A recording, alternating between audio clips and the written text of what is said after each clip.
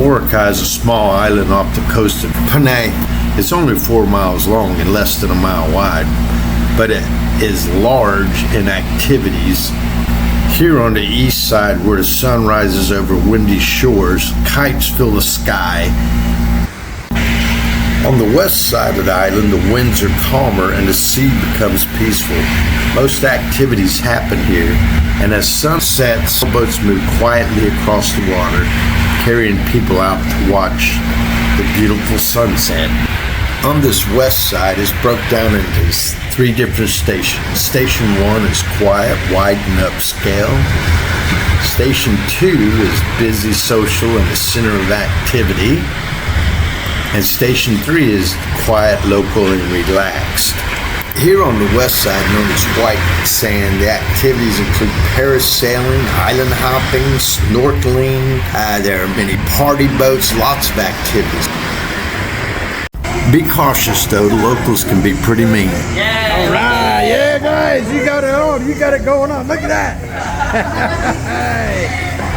Food options are plentiful on the island. It doesn't have to be that expensive. KFC, McDonald's you can do for less than $5.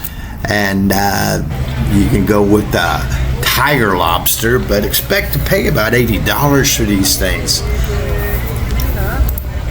And as you can see, these shrimp are the size of my hand. Each morning they build sand castles, very intricate, and they put the date on them.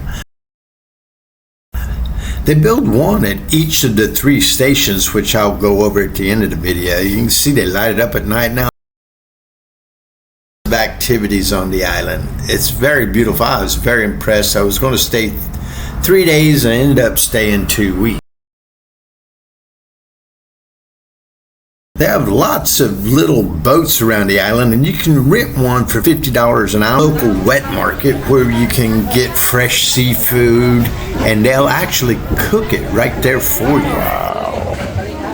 So these are...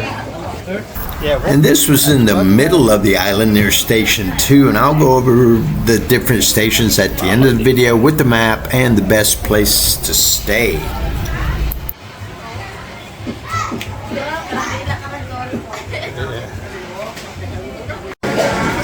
So I just ate, but you can buy the fish here and they cook it here for you. Wow, check that bad boy. Oh, I see. What is this guy? Barracuda? Spanish mackerel. Ah, I see.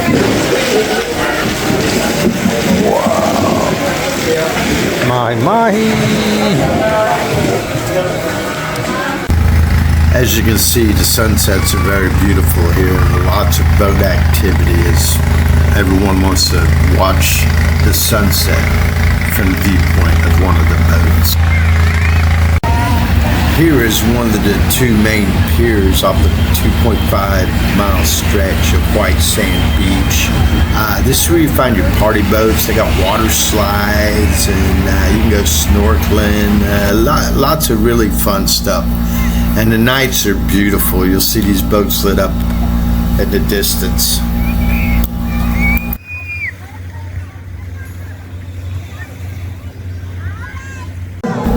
When I was walking around the island, I heard a large crowd cheering. I thought, man, it must be Muay Thai. 24/7 from a small little town called Clan. It's a little 10-minute ride.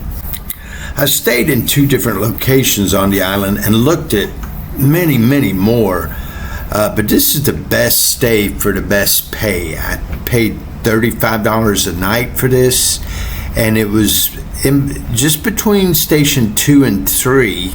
It was really quite comfortable. Some of the other places of less money, they were not very comfortable. So this would be my recommendation if you want to stay at an affordable place. Now, there are other options that you could spend well up into the hundreds a night, but this is the best place I've found. And here's a good map for a reference on how to get to Boracay from Clan. There's an airport near there, and you just take a little trike and to the port, and the ferries run 24/7. I came from Rojas City, which was a 4-hour van ride.